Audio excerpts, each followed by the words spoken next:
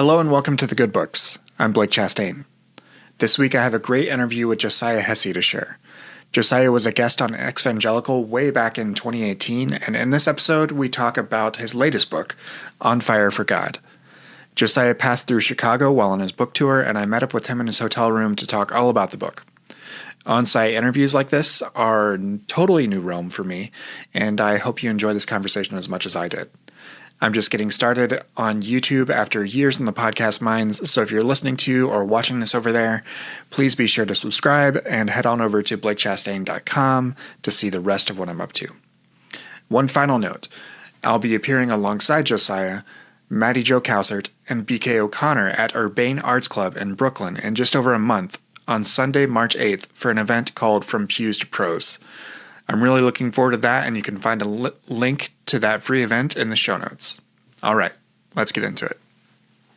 For Josiah here. My guest today is Josiah Hesse. Josiah is a journalist, novelist, author, and most recently, a memoirist. His prior books include the Carnality series of novels and the nonfiction book Runner's High. And his new book is called On Fire for God, Fear, Poverty, Shame, and the Making of the Christian Right. Josiah, welcome back to the show. Thanks for having me. Thanks for meeting with me. We're meeting in Chicago, and we're recording in your lovely hotel room while you're on your book tour for On Fire for God. And you were a prior guest when I was much more of a baby podcaster, when I barely knew what I was doing. That was here in Chicago, right? That's right, yeah. I was at a bookshop in, I believe, Logan Square, which was just a blast. Mm-hmm. Now I'm venturing into video, so we always just happen to meet and have these conversations right as I'm learning some new skills, so I hope this works out. But I really loved your book, On Fire for God, and it's a generational story, it's an economic story, it's a Midwestern story, as well as this story of art and self-discovery. But I actually want to start with the generational aspect of things in our conversation. One of the things that I really admire about memoirs is how open they are, just by nature of the genre. And often in order to tell your story, you also tell the story of your parents. And you are very open about your parents' struggles, but you don't start there. You actually start with your grandparents. Why was it important to start with their, and to tell a bit about their history?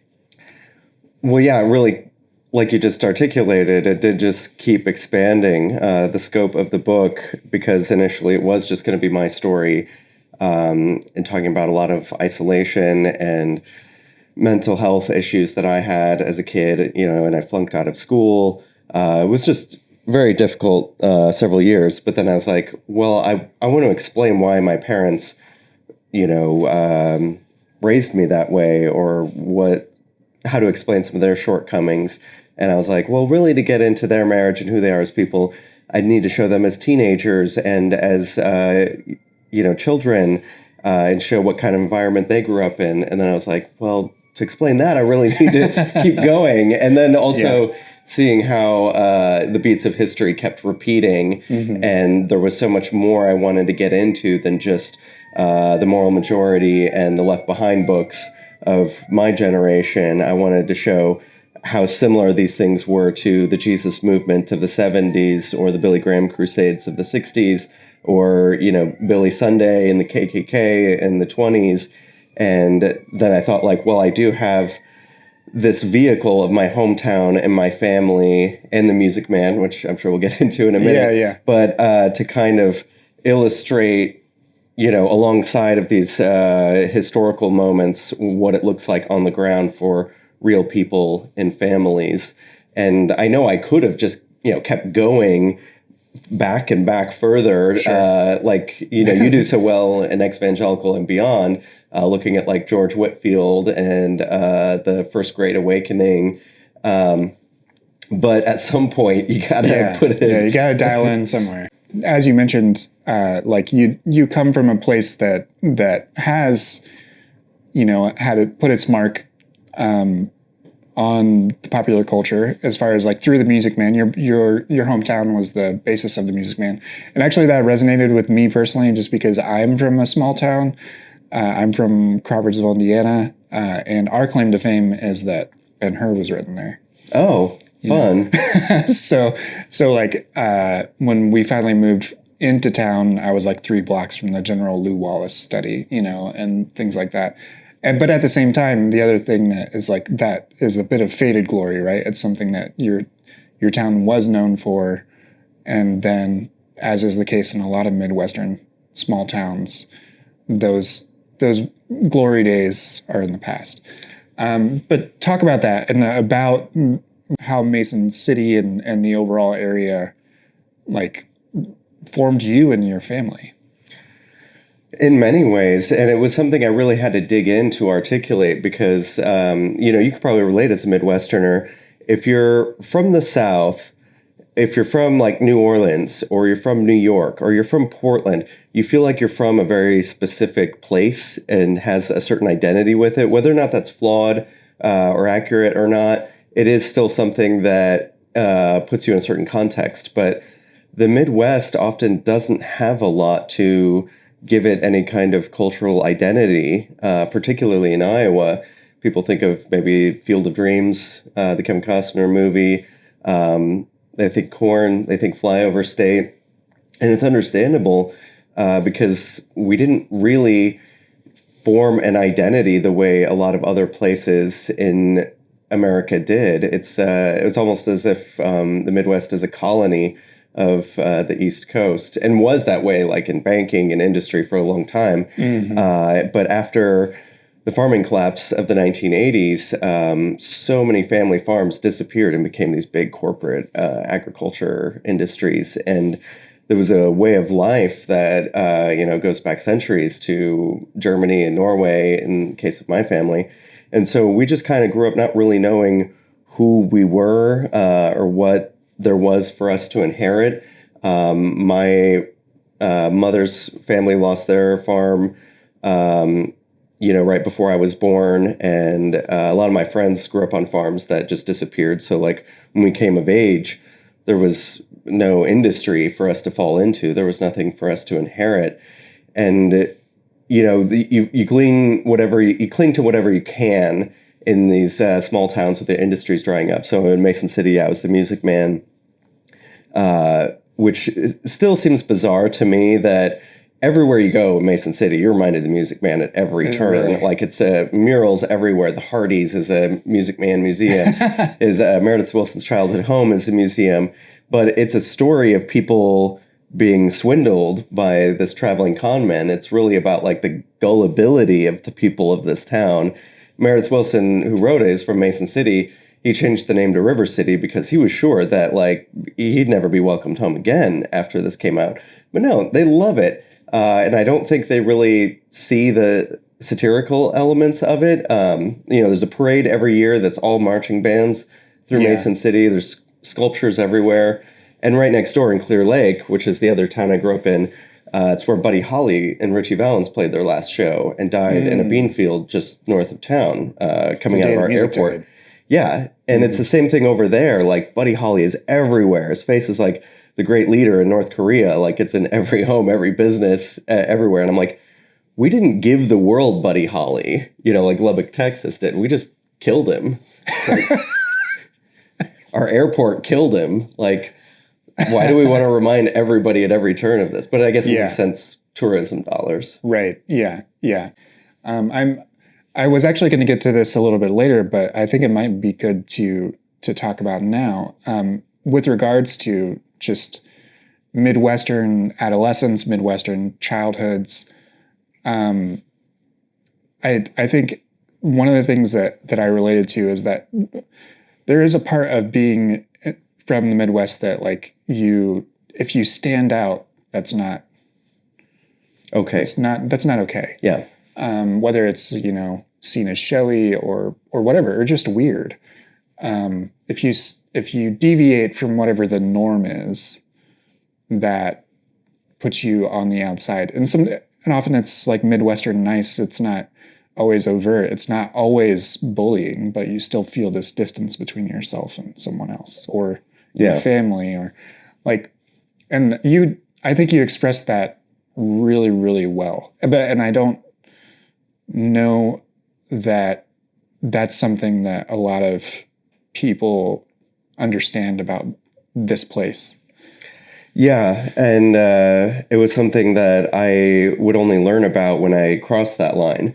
As a little kid, I was just kind of very playful and silly and like to, very much like a theater kid, even though that my theater was passion plays, was very loud and dancey and flamboyant and effeminate and would often do something in a spirit of joy and then get that kind of pushback of like, settle down now, don't draw attention to yourself.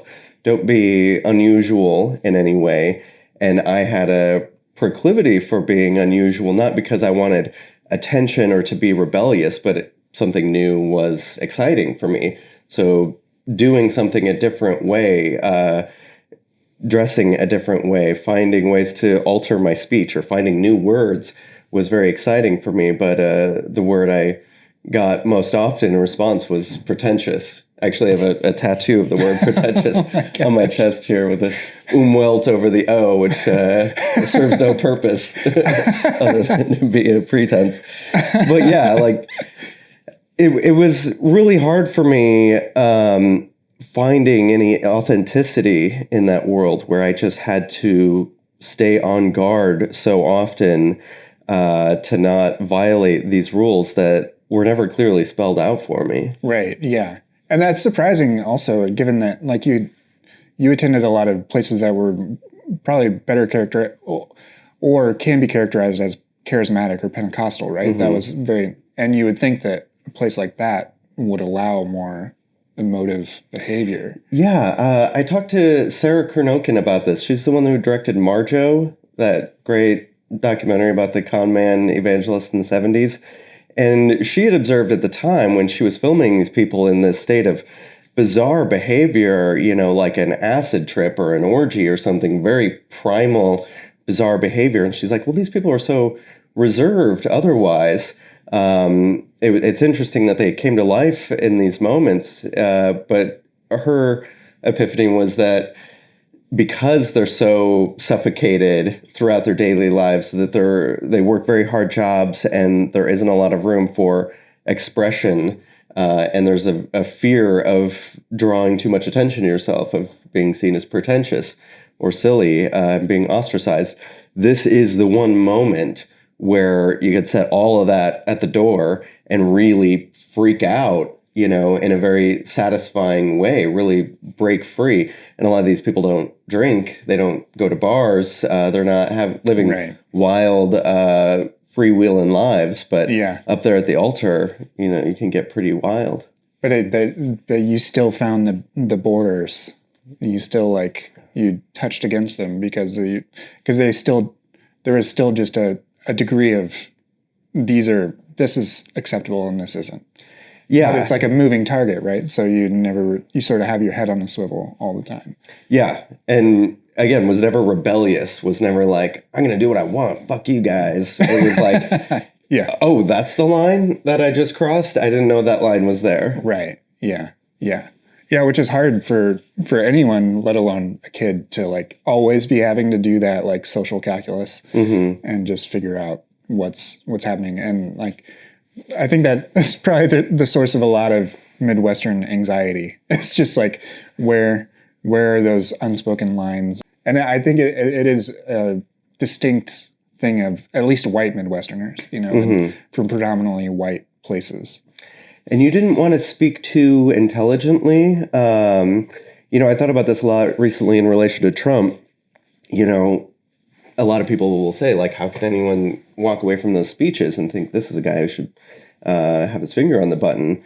But his speech does have a kind of everyman quality to it that I embodied the inverse of as a kid, where I really liked finding these $10 words and using them. But it would be kind of viewed as well, who do you think you are talking like that? Who do you think you are using that word? Or, just being too intelligent in general. Like I had such a passion for like fun facts, like just filing things away, little details. I remember going to the Christian school and reading C.S. Lewis's Mere Christianity, and it was a small class. I mean, the whole school had like 80 people in it, but we were reading it, and they read this passage that reminded me, like, oh, that's where Sixpence None the Richer gets their name, and I just blurted that out, and like people looked at me and it's like crickets, and then one kid's like, nobody cares. Because I had this like reputation for just bringing up these non sequiturs in the middle of class. Well, you're just trying to share your knowledge. I get it. Well, to me, I was like, well, isn't that interesting? And everyone's like, no, that's not interesting at all. Yeah. So let's return back to the to some of the economic factors that like led to your parents getting together and what sort of built up what became your childhood.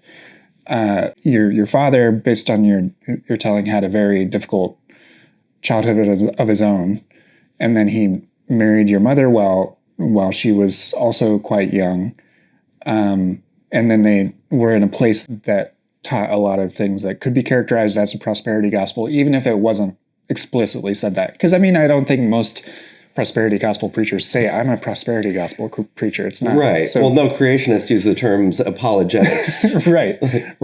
These are the terms we use to talk about those things. But that was the environment in which they were receptive to those sorts of things. But then were they aware of how intensely you were interpreting like all of the, like just your entire childhood, as far as your religious environment and your home environment, how much you were soaking it all in and like internalizing it? Yeah, I wonder that lately too. Like if they knew what I was absorbing at the camps and conventions and Christian rock concerts, they had kind of cooled in their evangelical zealotry. They had 3 kids by the age of 21.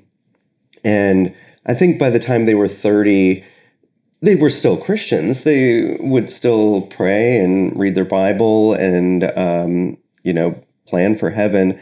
But I don't think they were as on fire for God, to quote the phrase, as I was. I think I kind of surpassed them by the age of like 13, 14, and was very idealistic and a lot of finger wagging at other people, including my parents. But when I showed my dad the documentary Jesus Camp, which I do for a lot of people because I think it is like just such a excellent encapsulation of what it's like to grow up in that world, he's just shocked and horrified. And he's like, I can't believe I sent you to those places.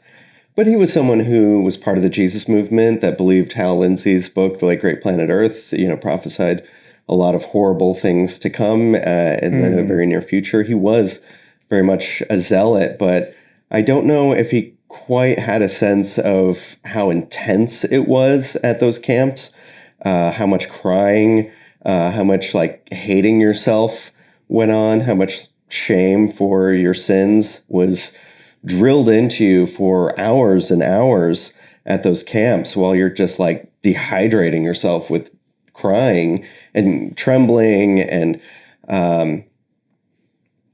my mom, I don't know if she really had a sense of how often I was thinking about hell. The concept of eternity itself was enough to give me a panic attack, but eternal torture. And you talk about in your book a demon that you named Caldonia that became sort of this constant companion or tormentor. Talk about that, because I've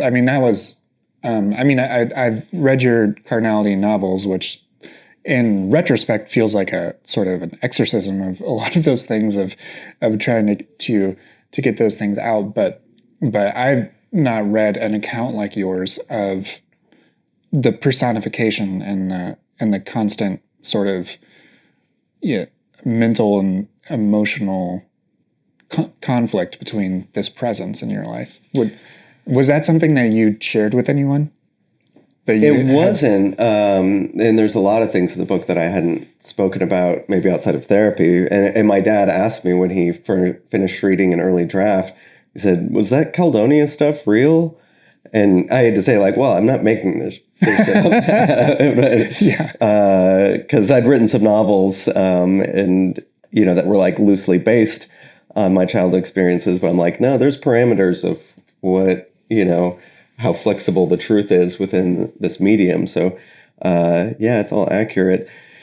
But, with those carnality novels, I could go into some like really wild Stephen King monster directions, like the manifestations of these things in real life in a novel that, never happened to me as a young person, but there was this voice in my head.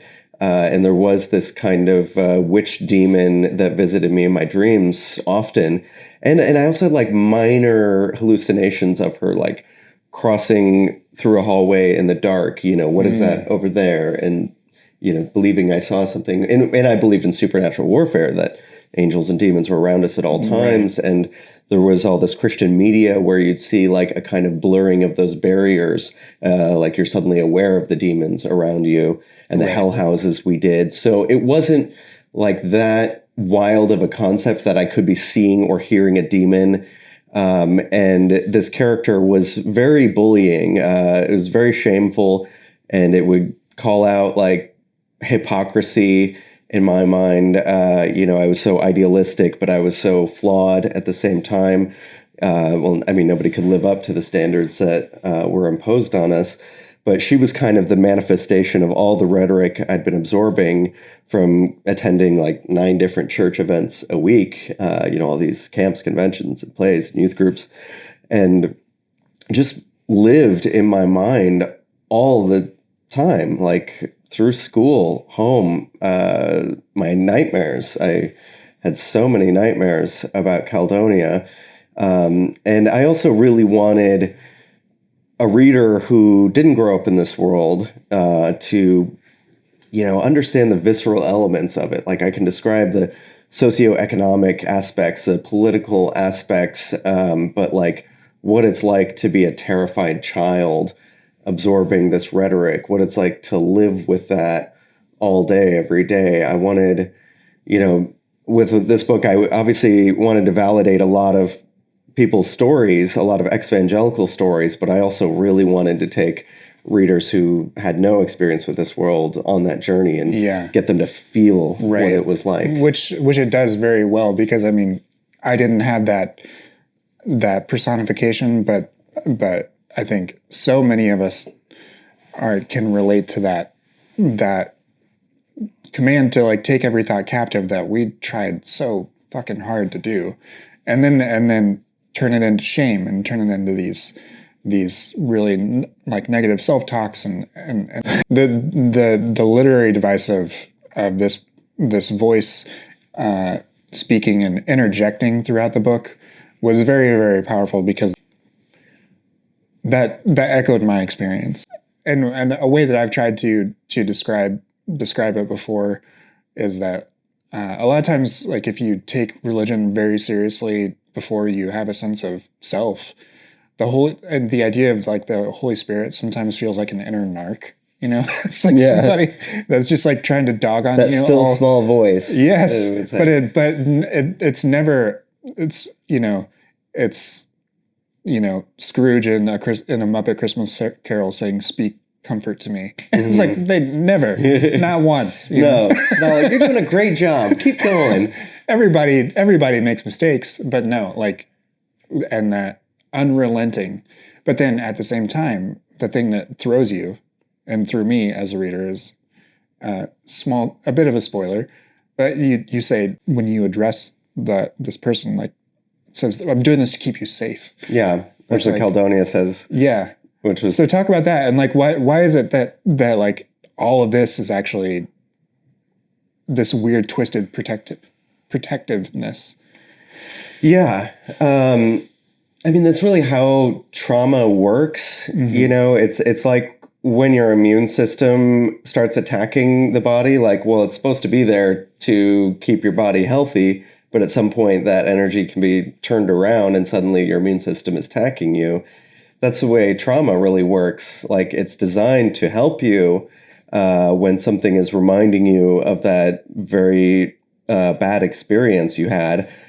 Part of your brain wants to be like, nope, don't do that. Like, don't go there. And I'm going to remind you of it again and again and again and again to keep you safe from that. But then at some point that becomes a hazard to your mental health, to your nervous system, to your ability to make decisions and navigate the world.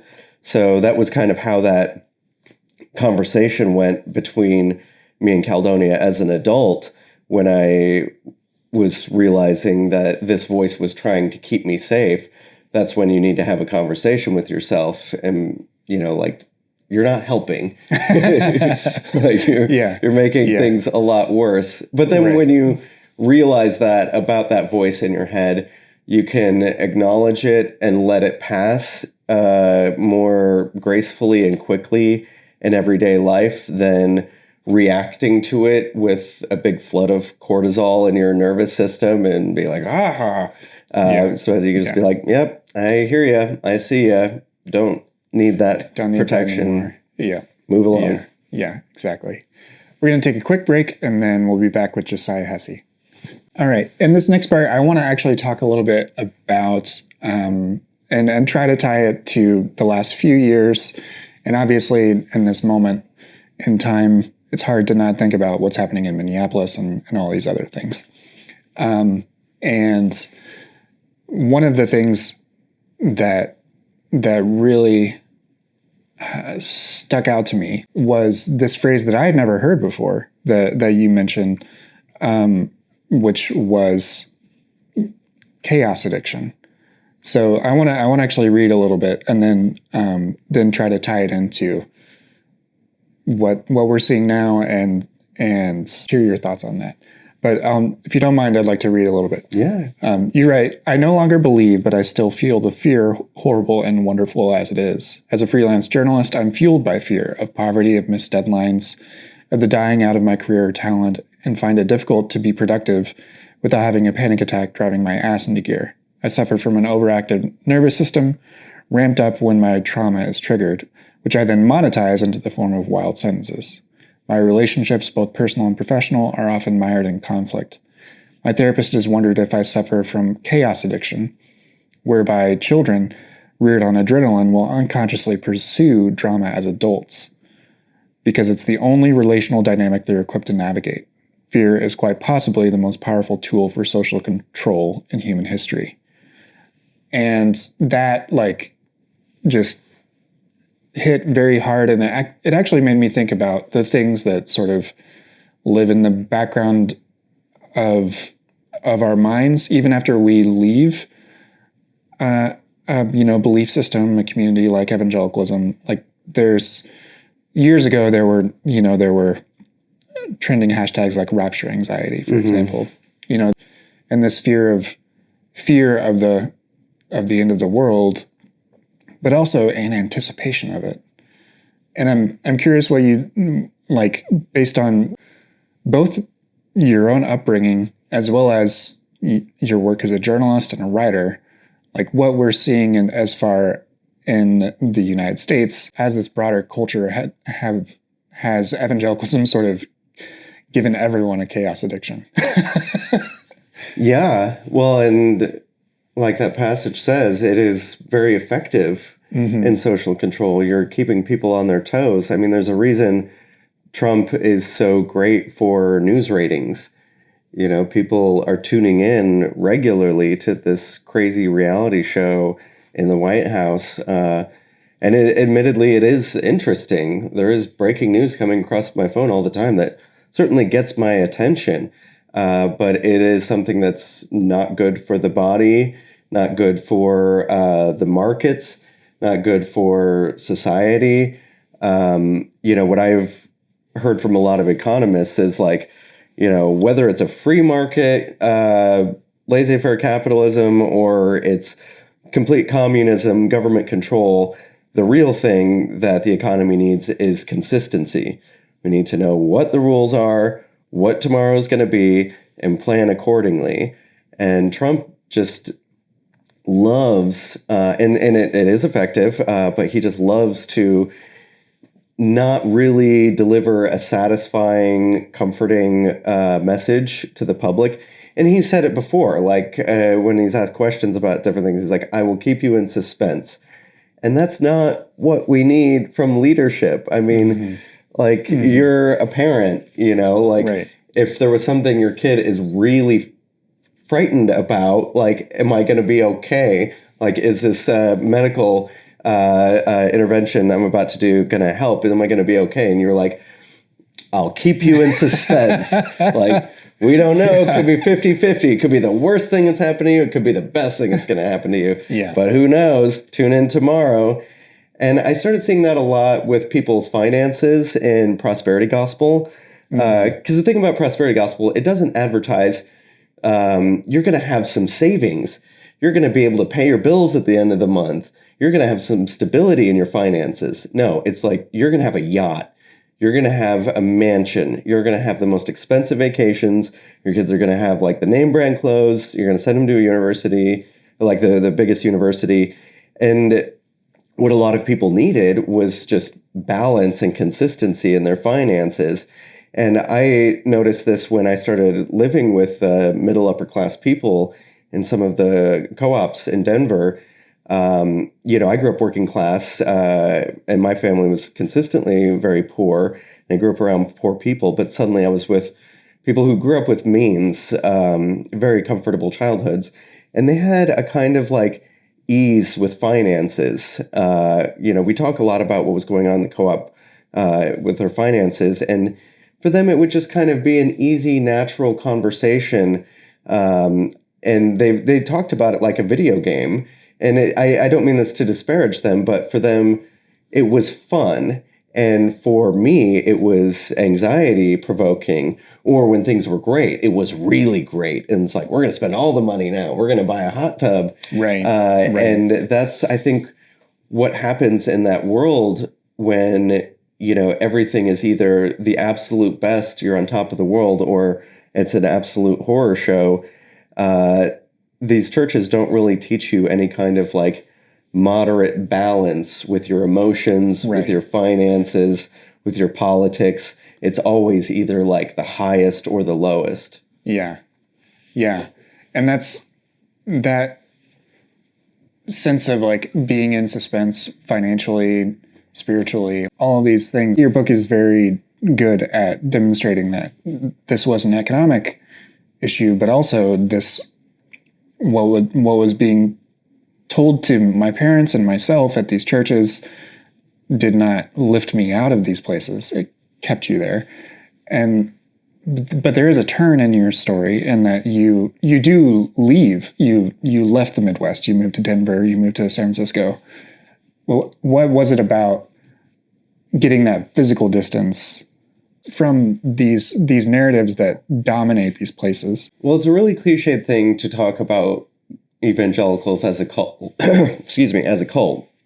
But to use the cult analogy, there's a reason cult leaders don't want you to associate with people outside of this organization. What do they call them in Scientology?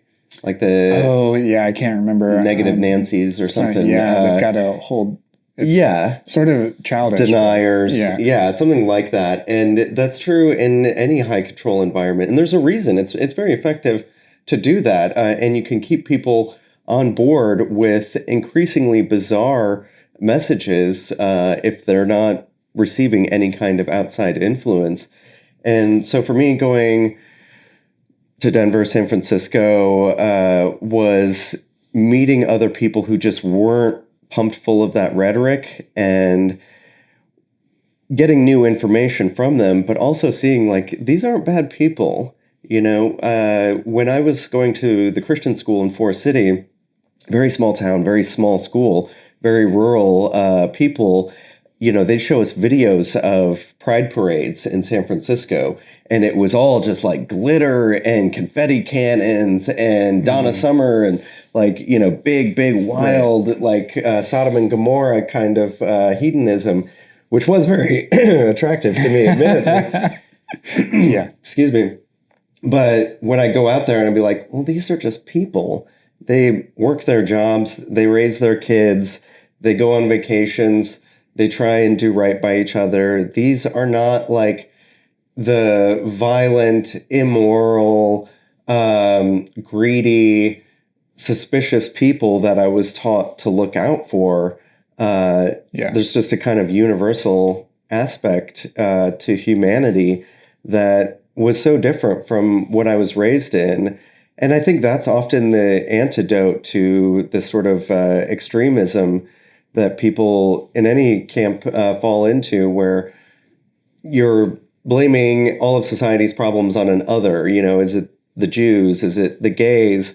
Is it the immigrants? But when you spend a little time with these people and you look them in the eyes and you get to know them and their families and their lives, you're like, we're all just trying our best in this very goofy, strenuous charade we call life. Yeah. Another thing that you that sort of is another thread that's weaved throughout the book is the influence of music, of art in general. And another point of relation is that sense of guilt of like exploring art from that's deemed secular, and wanting to, like my high school job, I worked at a Christian bookstore, and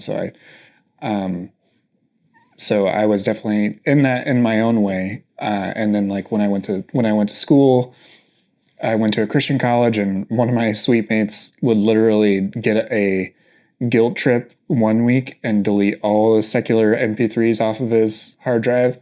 And then he would just then he would be like, fuck this. And then he would download all of the files from someone else's computer. Yeah. And it would just be this back and forth, just like a seesaw of like guilt and conviction. But at the same time, art is very liberatory. And so I'd love to just hear about the role that music and books and whatever other forms of art played that role in your life, both when you were still growing up and then once you left. Yeah. I mean, one of the things I love about the story of how rock and roll came to be was the dichotomy of the Black gospel churches and on the one hand, and the seedy blues joints on the other. It was portrayed in that Elvis movie that Baz Luhrmann made, where he's going back and forth between the really wild Pentecostal church and the place where people are getting down and having sex, and that really was like the kind of manic swing that I would go through a lot, and like you said, experience that kind of guilt of like, okay, no more of that. I'm only doing Christian music, because when you believe in supernatural warfare, you were taught, especially during the Satanic Panic years, this music has the power to infect your body with a demon who will control you. I mean, the narrative around Columbine was Marilyn Manson did this with his music. And years earlier, we had that with Ozzy Osbourne and, who is the other one? You got another thing coming, Judas Priest. Okay. A lot of accusations that like your music intentionally brainwashed our children into killing each other or themselves.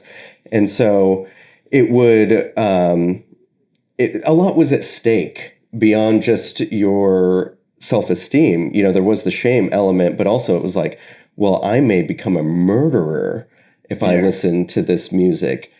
And I often say, like, Marilyn Manson didn't have any bigger fans than evangelicals, because no one bought into him.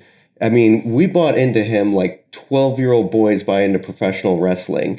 Like, this is real. They are doing it. They are hurting each other. This is all anarchy. Like, the thing that just happened wasn't planned beforehand. But to like most music fans, Marilyn Manson was just kind of goofy and theatrical, but like we were on board. But whenever he does this thing in the Beautiful People video, that was the devil. That was. And I remember like looking at photos of him and being like so intrigued, but then being like, you can't, you got to look away. Or if somebody, I remember my brother, I had an older brother who's like 4 years older than me, and I idolized him and wanted to hang out with him and his friends. And I remember once getting a ride home from school with him, and they were listening to, I think it was Korn, and I just got out of the car abruptly and like had my ears covered with my hands, like, well, this is going to put a demon into my body. But then at the same time, like, I was so excited about music and movies, it just took up so much bandwidth in my mind that I would cross over into the secular world. And it was especially jarring when I'd realize how much of the Christian media I'd absorbing was really just a decaffeinated version of like I didn't know that like punk rock and ska weren't evangelical institutions until like 16, 17. I remember hearing like Green Day and Mustard Plug and be like, are these Christian bands? Like I thought only Christians sounded like this. Yeah. And the funny thing is that now like metal is almost like CCM metal is like keeping that genre alive. Did you know that? Like some of the hard, like heavy metal or I don't know all the subgenres of that genre, but like that is probably the most profitable and the most sustained version of that music now. It doesn't surprise me. I mean, the Gothic aesthetic does come from medieval Christianity. And I've always said that satanic, I'm putting quotes around that, satanic music and movies are the most Christian music and movies because they are articulating that narrative of Satan and his power in the world. So, like, you can't really get more Christian than worshiping Satan, in my mind. Yeah. That's very good. I like that. I want to end with some book-related questions. You've written several books. And this is just a handful, just 5 sort of rapid-fire questions. Yeah, lightning round. A lightning round here at the end. First one is, do you have a preference between print, ebooks, audiobooks, or are you sort of all of the above? What's your preference? If I'm traveling, I got to admit an ebook is pretty nice when you got a lot of gear in your bag. But I reread it, I think, for the 5th time, the Stephen King novel. And when I was checking out from the library, I had to put a lot of extra effort into getting a hardcover because I wanted just a giant, like, King James level weight on my lap while I read that. And I didn't take that with me anywhere. I wanted to sit it on my couch and have this big tome in my lap. So it really differs. If I want to be like a pretentious hipster, I'll read like some kind of Kurt Vonnegut paperback at the bar, with the original vintage cover, not a reprint. Nice. Yeah. I remember the first time you came into Chicago, I think you were reading a book about hell at a bar when we met up. The History of Hell. Yeah. That was I was like, oh wow, that was like such an area of interest that was what you wanted to peruse at the bar. Or maybe I just really wanted you to see me reading it. Yeah. Either way, either one is valid.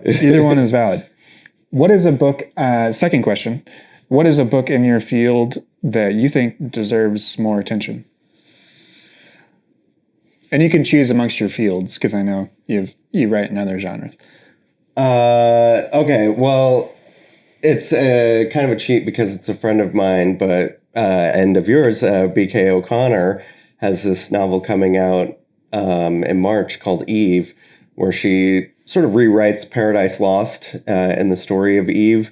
It follows the narrative through the first half of the book, but at one point, Eve leaves her family, and the fruit of knowledge has given her like this sort of intellectual and physiological superpower for travel and investigation and curiosity. And she does a lot of interviews and writing, and also has these sexual adventures. And she has a relationship with Lucifer.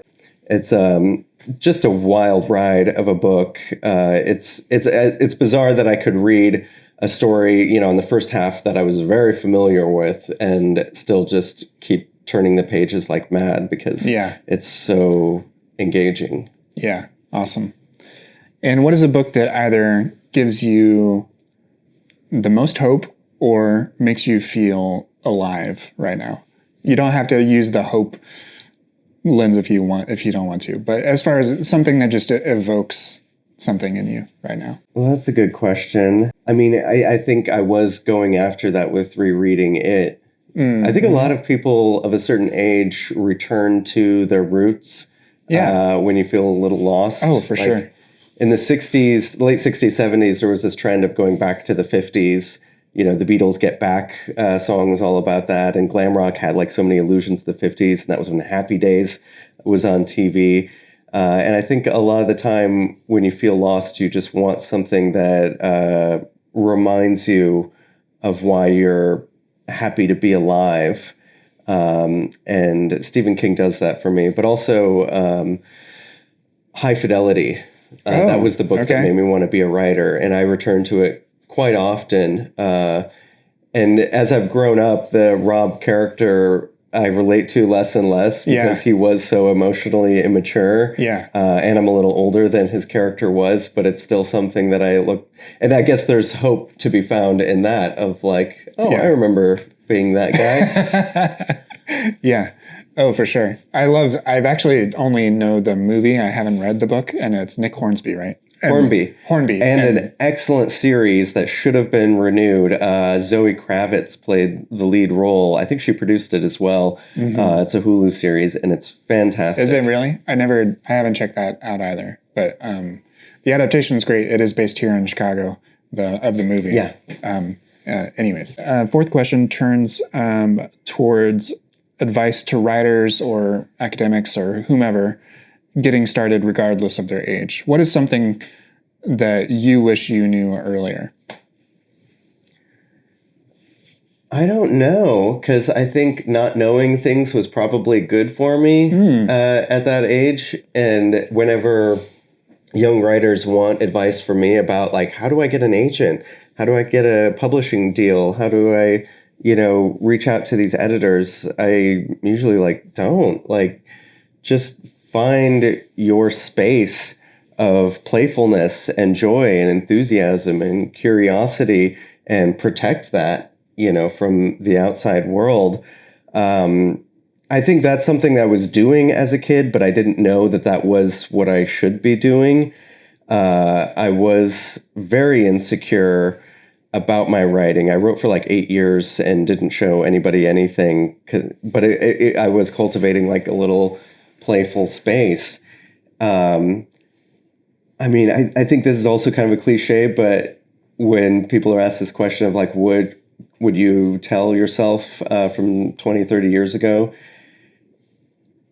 everything's going to be all right. Like you're doing well. Keep going. This is going to work out.